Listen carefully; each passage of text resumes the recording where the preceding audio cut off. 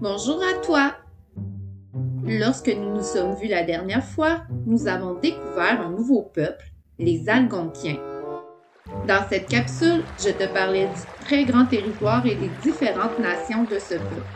Aujourd'hui, je vais te faire connaître leurs tâches, mais aussi leur vie au fil des saisons. Alors, tu es prêt? Encore une fois, nous allons remonter le temps et ensemble, nous allons en apprendre davantage sur ce peuple courageux.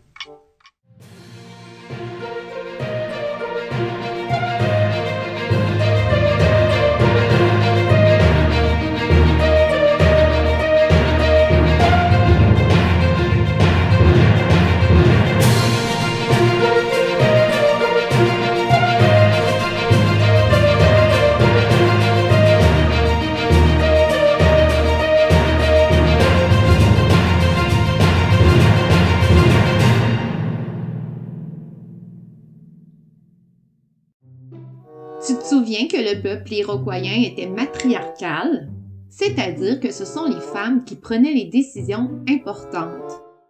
Eh bien, chez les Algonquiens, c'est le contraire.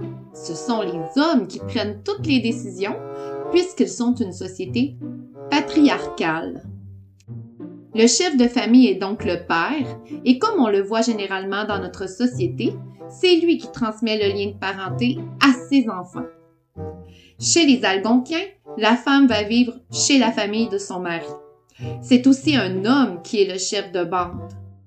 Pour être choisi, cet homme doit avoir fait preuve de générosité, de sagesse, mais aussi il doit avoir démontré ses talents de chasseur et de pêcheur. Ces chefs font partie du conseil de bande ou de nation.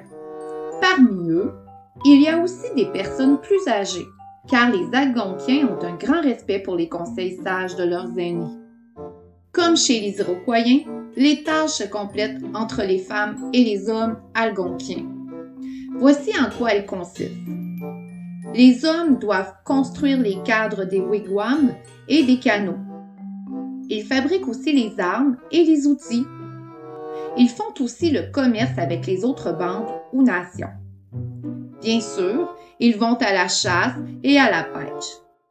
Ils choisissent où les campements seront installés. Enfin, si une guerre est déclarée, ils deviennent des guerriers.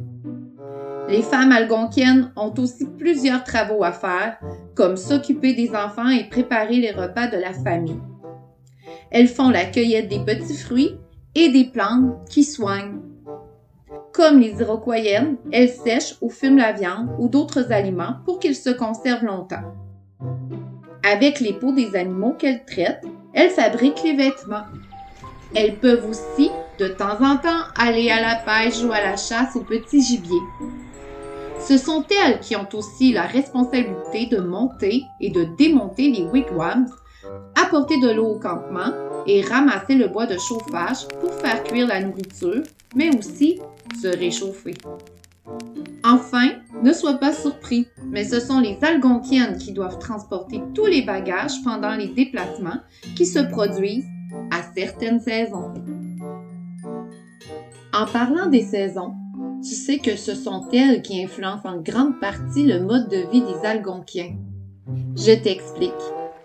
En été, c'est sur le bord de l'eau que les Algonquiens se réunissent. Ils choisissent cet endroit pour l'accès rapide à l'eau potable et les déplacements en bateau. Au même emplacement, ils peuvent être environ de 100 à 300 personnes. Ça ressemble à un petit village. C'est la saison du bon temps et de la vie plus facile, puisque la nourriture est plus abondante. Durant cette saison, les Algonquiens se nourrissent davantage avec du poisson et des petits fruits qu'ils trouvent aux alentours.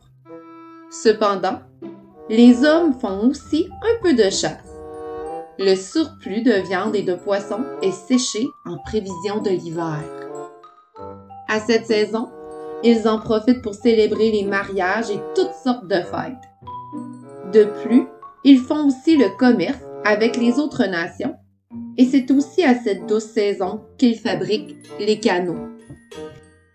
L'automne, c'est la saison des adieux, puisque les Algonquiens quittent leur campement. N'oublie pas qu'ils sont nomades. Donc, ils se déplacent vers un endroit qui est plus propice pour la chasse. Ils se dispersent donc par groupe de 2 ou 3 familles. C'est environ 10 ou 30 personnes. Ils démontent les wigwams, mais ils ne gardent que les peaux ou les écorces qui les recouvrent. Les cadres seront construits sur l'autre emplacement. Pour se déplacer, ils utilisent les canaux. Ils se rendent ainsi à l'intérieur des terres. Ils s'arrêtent de temps en temps pour pêcher et chasser. Ça se passe ainsi jusqu'à la saison de l'hiver.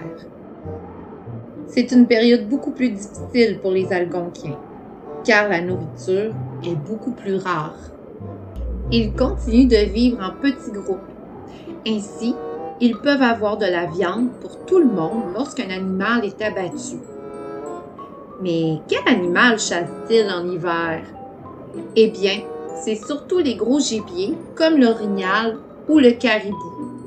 Est-ce que tu savais que ces gros animaux sont plus faciles à capturer en hiver? Non?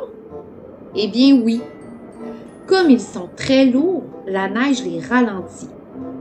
Les déplacements sont donc plus difficiles pour eux. Les Algonquiens peuvent donc les chasser sans avoir à courir après eux. Mais les Algonquiens ne font pas que la chasse, ils font aussi de la pêche. Quoi? Tu crois qu'on ne peut pas pêcher en hiver parce que l'eau des lacs est gelée? Bien sûr que si! Ils pratiquent la pêche sous glace. Il s'agit de faire un trou dans la glace et avec une ligne et un hameçon, attraper les poissons. Cette activité se pratique encore de nos jours. Une autre saison passe ainsi et ils se rendent au printemps. Ne crois pas que cette saison soit facile pour les Algonquiens. Bien au contraire, c'est la saison où la nourriture se fait rare. En effet, comme toute la neige et la glace sont en train de fondre, il est difficile de se déplacer, de chasser et de pêcher. Et les petits fruits ne sont pas encore présents dans la nature. Une chance, ils ont les réserves de viande et de poissons séchés. Ils réussissent à survivre grâce à elles. Aussitôt que le temps redevient plus doux, ils recommencent à se déplacer. C'est ainsi qu'ils retrouvent leur campement de l'été précédent. Ils retrouvent aussi leurs anciens compagnons et peut-être de nouveaux qui se joignent à eux. Ils installent leur campement et se préparent pour ce nouvel été qui sera bien occupé par toutes leurs activités. Ainsi va la vie pour les Algonquiens. Voilà, c'est tout pour aujourd'hui.